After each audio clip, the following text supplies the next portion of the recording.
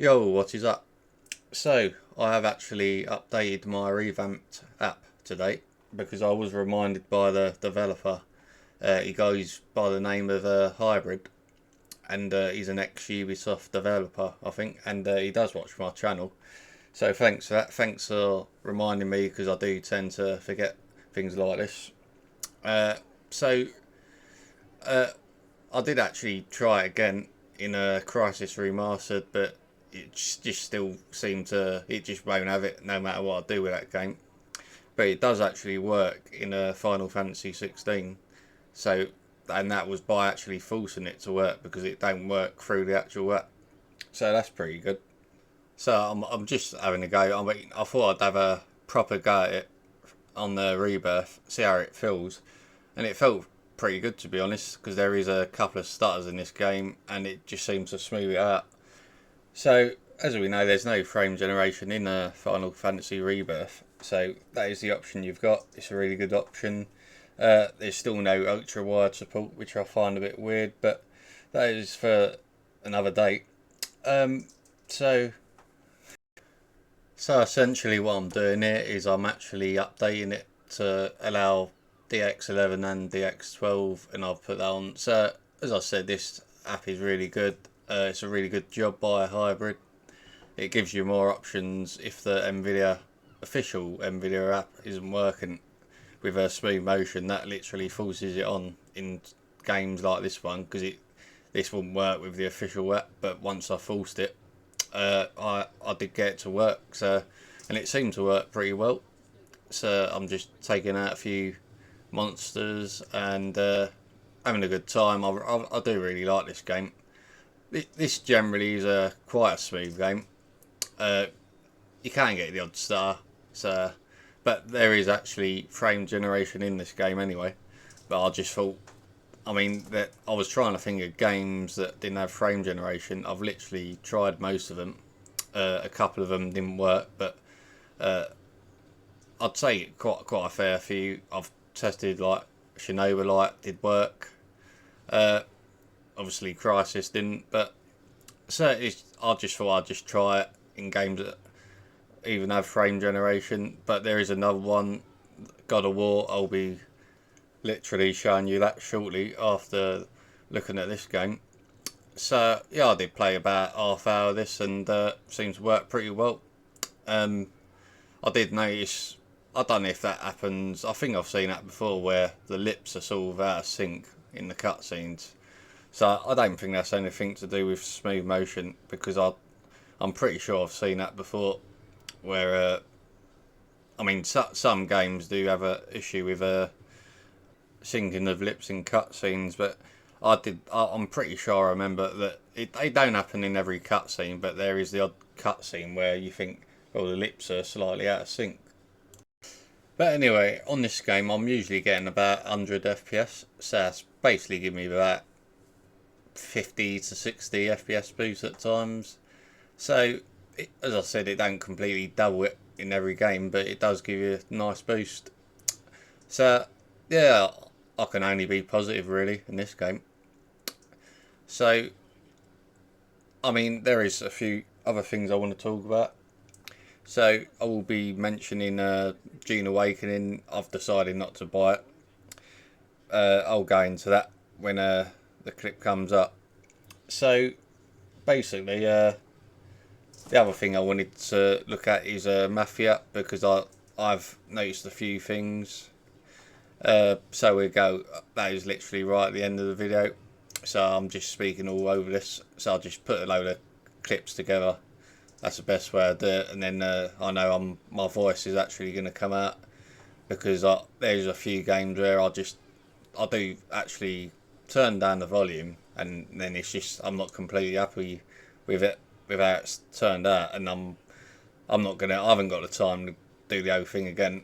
So it seems to be working best, me just like recording the clip and then talking over it. I think that is the best thing to do.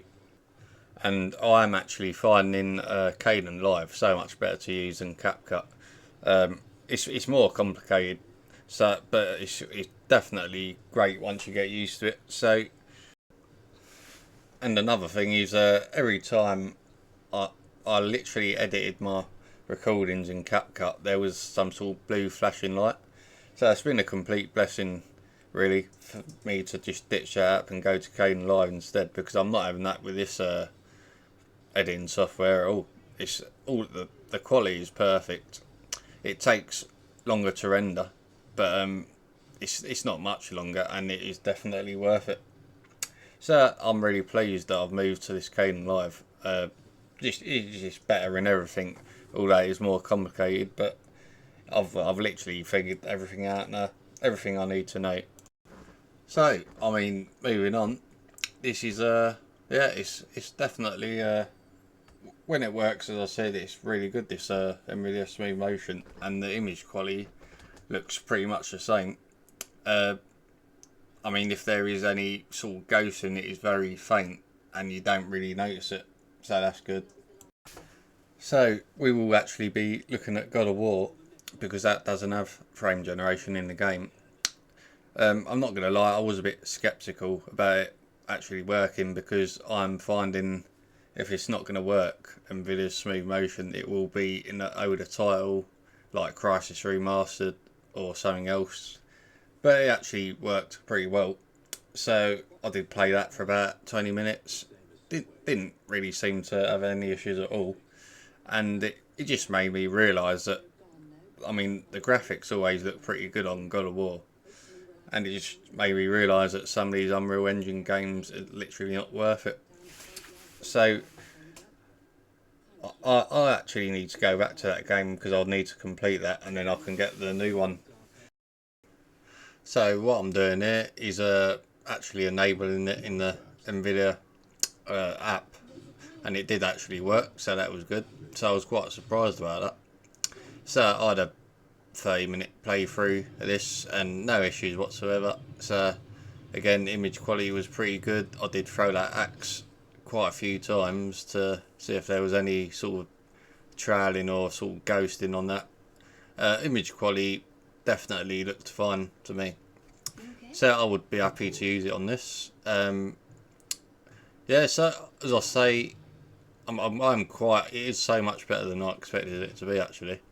Nvidia's smooth motion. So if you want them extra frames on top of what you're getting, it's definitely good for a lot of people. Yeah, I can only be positive about it. Just remember, there is some games that it may crash if you use it. So if you start getting crashes, just turn it off and see if you don't get any crashes anymore. There is actually another game where it didn't work. I just while I think of it, AI limit, but I'm getting so many frames on that game anyway. I literally don't care. So it is a very easy game to run. That so it's not something I'm bothered about. As I said, I don't really. I'm not as high on frame generation anyway as other people, but I'm if the option's there, it's not something I'd go out my way to buy, like a new graphics card for. But if the option is there, then it can be handy, and I might as well use it if it like enhances my experience. Talking about experiences, this game really wasn't it for me. So I've decided not to buy it, because I thought, well, I've got a backlog of games anyway, and I just felt the more I played of it, the more I felt, as I said in my previous video, the graphics were bad for me. So I just didn't bother with it. Weren't worth my time. So this game, Mafia. So I wanted to see if DLSS 4 was looking any better, and it doesn't.